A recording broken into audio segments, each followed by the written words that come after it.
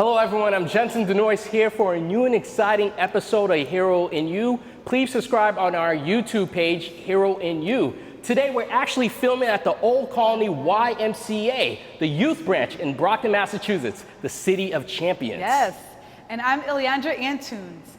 Hero in You is an educational program that focuses on self-growth and self-empowerment. We aim to discuss a topic, we connect it to a comic book story, and we see how it relates to our lives so we can find the hero in you. That's right. Today's topic is on confidence. Former First Lady Michelle Obama has a quote that says, "Your success will be determined by your confidence and fortitude." Nice. In this episode, we'll discuss how confidence starts with your inner strength. By embracing and nurturing your inner strength, you are able to achieve great goals. Today, we actually have a one-on-one interview with the Old Colony YMCA Aquatics Director, Kason Eiffel. And he talks about the importance of swimming with confidence. You definitely don't want to miss this episode. Definitely not. The superhero we will be using today is Aquaman, written by Jeff Johns. He described how Aquaman achieved his goals through confidence. Like Aquaman, embracing confidence can help you overcome your challenges and reach your goals. Speaking of confidence, our very first interview that we have on this episode is actually coming from family nurse practitioner Martine Desnoyers-Policard. She talks about how her health and wellness program has boosted up the confidence of her clients. Nice. Let's play the clip. My name is Martine. I am a nurse practitioner. I am involved in healthcare for the past 29 years. I have a long career path in healthcare. I initially started in research as a pharmaceutical researcher. I have a passion for healthcare. I am very dedicated to my craft.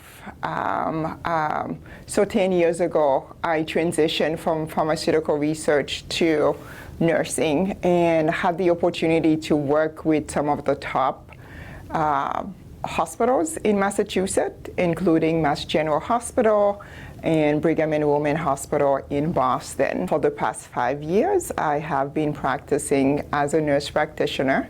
My practice is focused on primary care. I strive to empower my patients to be really involved in their care, be an advocate for themselves. It's really important because, as we know, healthcare can be difficult for some people. So my goal is to educate my patient, is to provide them with the tools so they can navigate the entire system, so they can live healthier lives. My website is Elite Vitality Care. So the name of my business is Elite Weight Loss and Vitality. So, my focus is weight loss and vitality. So when you go on my website, it is a platform for my current clients and potential client to find out the services that I offer, which are, mainly weight loss and hormone replacement therapy. So in the website, the clients and potential client can see, my services, what I offer, and also there's some educational blogs in there to help educate on weight loss and hormone replacement therapy. Every individual is different. When somebody approaches me, I do take the time to sit down and do a deep dive analysis on what's going on with them, what has led to the weight loss. And this is why, I focus on weight loss and hormone replacement therapy, because once person weight gain may have to do with hormone imbalance. So this is why it's really important to sit and analyze and speak with the client to figure out what has led to their weight gain journey. So it's a very personalized approach. So it's almost like a cycle, right? So one of the things that I do with my program, it's really important to build someone's confidence early on in the program. As a client starts to build confidence in their journey, it's going to impact behaviors. So, with weight loss, it's not just a medication, but it's behavior modification. So as someone's confidence starts to grow, let's say the first week they've lost 5 pounds, they get motivated. And with that motivation, if they're going to reach for like maybe the chips or the soda, they know they did all that work. They don't want it to go to waste. So that leads to making healthier food choices. So the more confidence they gain, it affects the behaviors. It affects things like they want to work out, they want to eat better, and that leads to better results, and that leads to better body image. When a client look at themselves, they look better in their clothes. That itself makes them want to do more and focus more on their self-care. It's more than just one thing. It's really important to realize, if we're looking into weight gain, that you did not gain the weight overnight. It's really important to be gentle with yourself. It's really important to be patient with yourself and give yourself the time. It's also crucial to find the appropriate provider to work with, and that understand. It's important to find a provider that truly understands obesity, because obesity is a chronic condition. Just like when somebody has diabetes, you're going to go to a specialist to try to fix that diabetes. It's important to find somebody that specializes in weight loss that's going to help you find the right medication that's going to support you. Support is very important. Also not just the support from your provider, but your support system at home as well. So it takes a little, it has to be gentle, you have to be patient. It cannot be otherwise. You're gonna end up having yo-yo diets. And the goal is to, have a sustainable weight loss and health.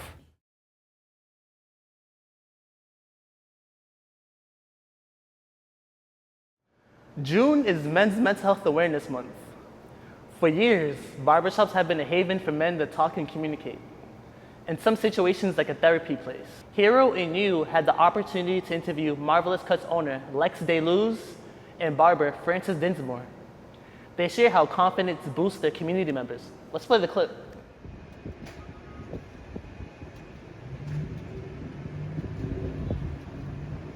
We started Marvelous Cuts in 2010, and Brockton is our home base.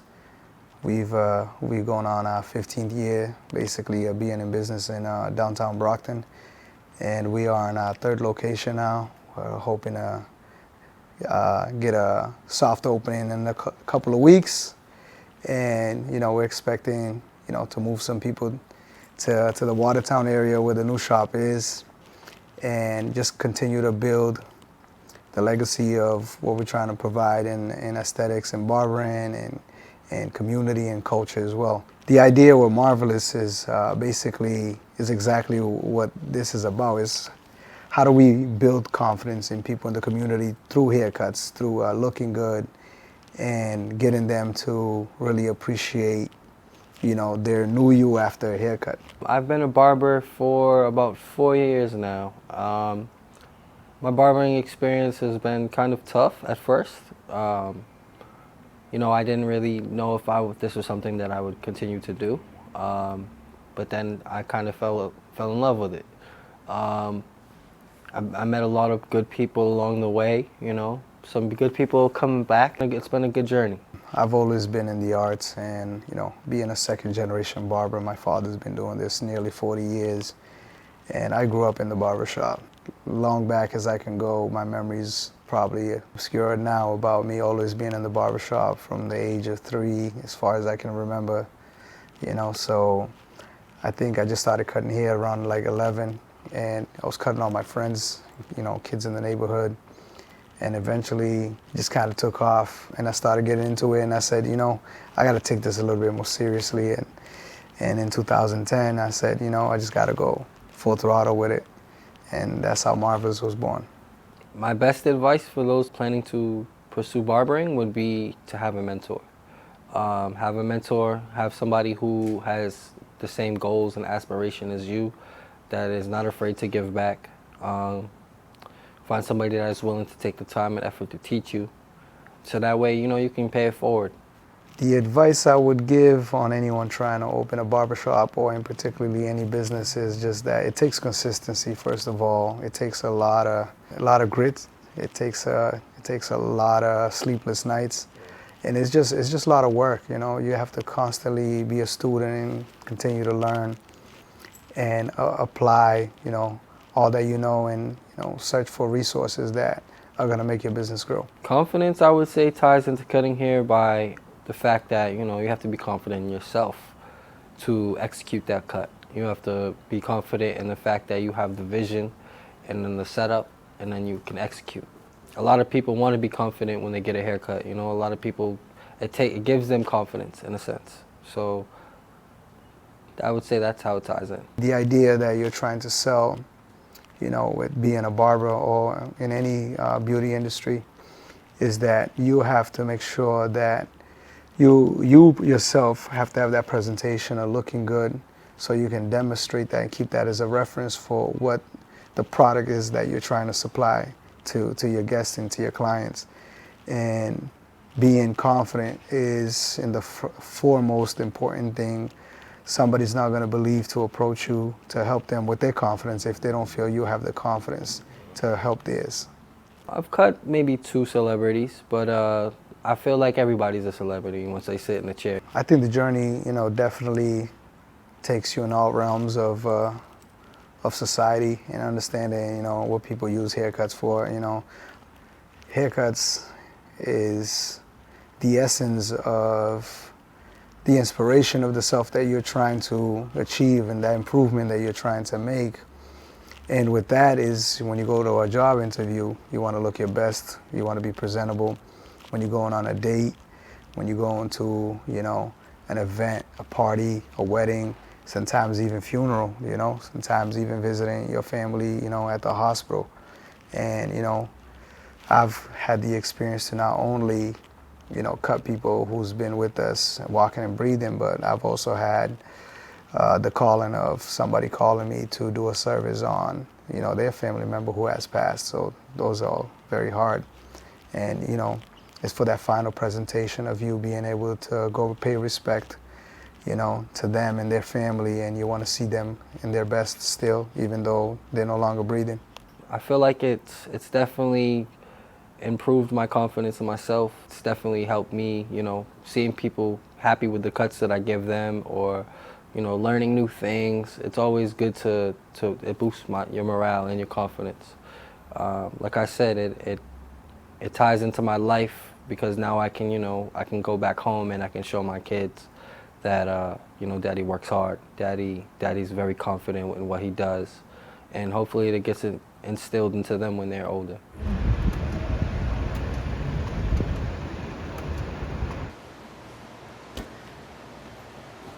Social media is a fast-growing platform for humans. But many people don't realize the level of confidence it takes to be in front of a camera and on film. It takes a lot of confidence. Hero and You interviewed one of our co-hosts, Elsa Suxo. She describes how her platform helped her with her challenges. What do you do on those days that you don't feel that confident or fearless or powerful like you did out there? Pretend. Fake it? Yeah. Until we make it? I mean, why not? It's either that or cry myself to sleep. When I started my TikTok, I was at my very lowest. And it takes a lot of confidence to post that to the world, because social media is for everybody. And so that started my journey. And at the same time, I love seeing the reflection I got. So I put something out there because my whole thing's about losing weight, being motivated and stuff. I hated the way I looked, but that gave me more motivation to keep going. And the more I changed, the more I proved people wrong, the more I felt good about myself, the more confidence I gained through the process. From all my platforms, social media, with Instagram, Facebook, and TikTok, even YouTube, I do get a lot of DMs and comments saying, you like motivate me, you make me keep going. I get moms, single moms, I get overweight women, and I gave even teenagers who ask about questions like this. And the way I do my videos to show happy energy, positive energy, no matter how you feel, keep going type vibes, they love that. And I get DMs from them saying how much they appreciate it. And honestly, everything I do makes it worthwhile, because I'm helping somebody. I'm very proud of the way I'm raising my daughter to be very self-aware of who she is. And she is a smart little girl and she knows it. I make her do morning affirmations every single morning. And she says, I'm beautiful, I'm strong, I'm smart, and I'm just awesome. Every single morning I make her repeat that, and I make herself look in the mirror. And I do the same thing for myself. It's not just for children, because you gotta teach your child how to be this confident woman or man by doing the same thing they're doing, you know, so just to show them how to do it. And she knows she's a good kid. People always fall, right? You're gonna fail somehow. There's no success without failure. So I always have that stuck in my mind. Like, I'm gonna have bad days, I'm gonna have self-doubt. But what I know in the back of my head is that I'm a winner, and I will always win, no matter how, no matter what. Win or lose, I'm gonna win. You know, if I lose today, I'm gonna win tomorrow. And I say that to my daughter. My daughter's in competitive cheerleading, and every time she doesn't do good or something happens, like, you're gonna win tomorrow. It's not the end of the world. God's gonna give you a new day.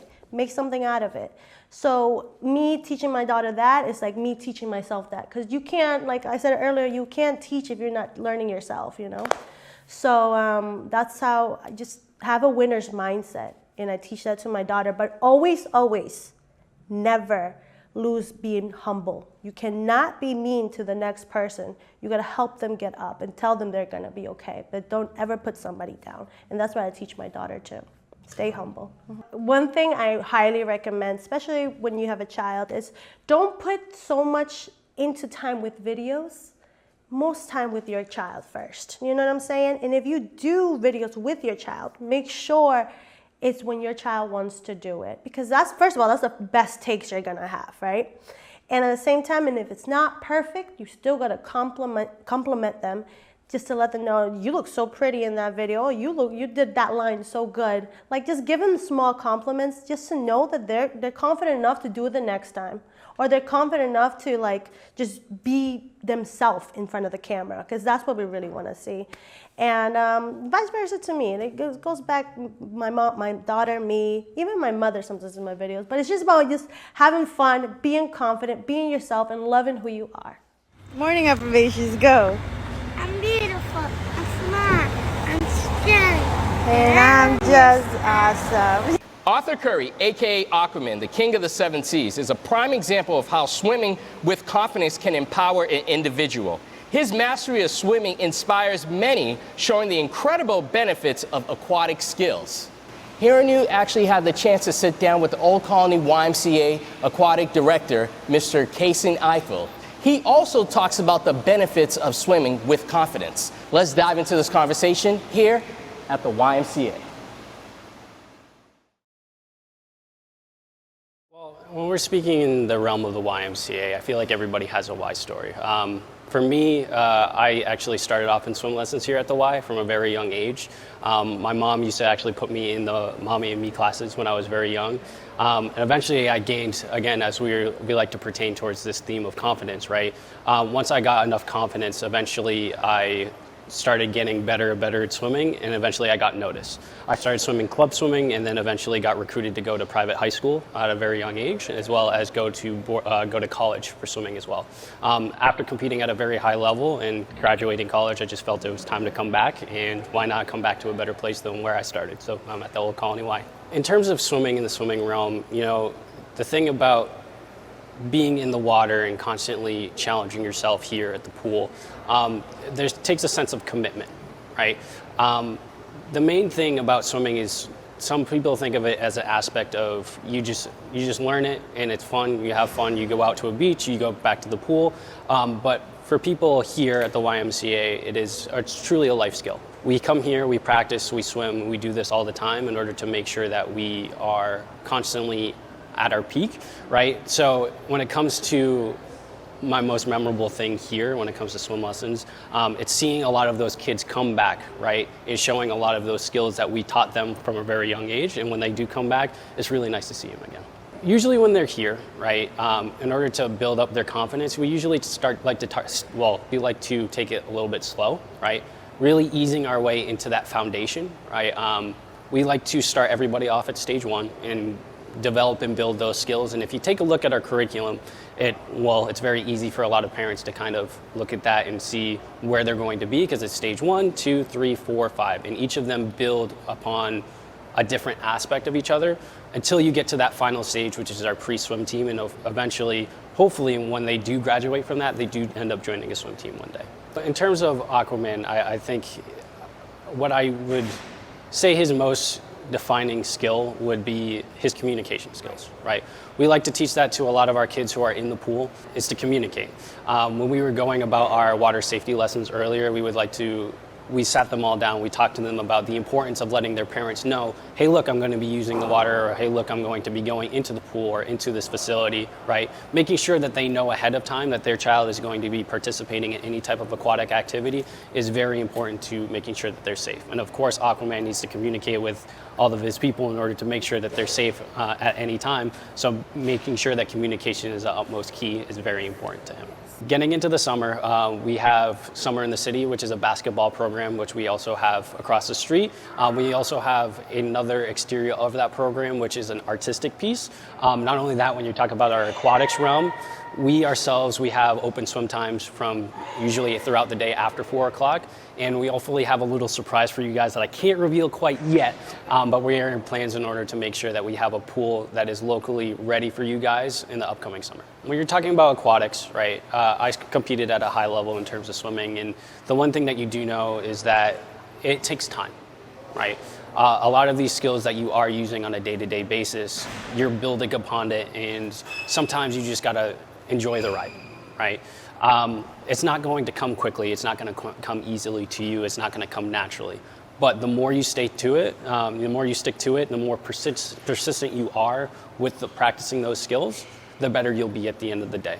And we're talking about swim lessons. Yes, we do have them for about 30 minutes a day, but when you guys are going out and you guys are enjoying the summer for what it is, and you're going to the beach, don't forget our skills that we learn here on that day-to-day basis when it comes to swim lessons, and you'll be a better swimmer at the end of the day.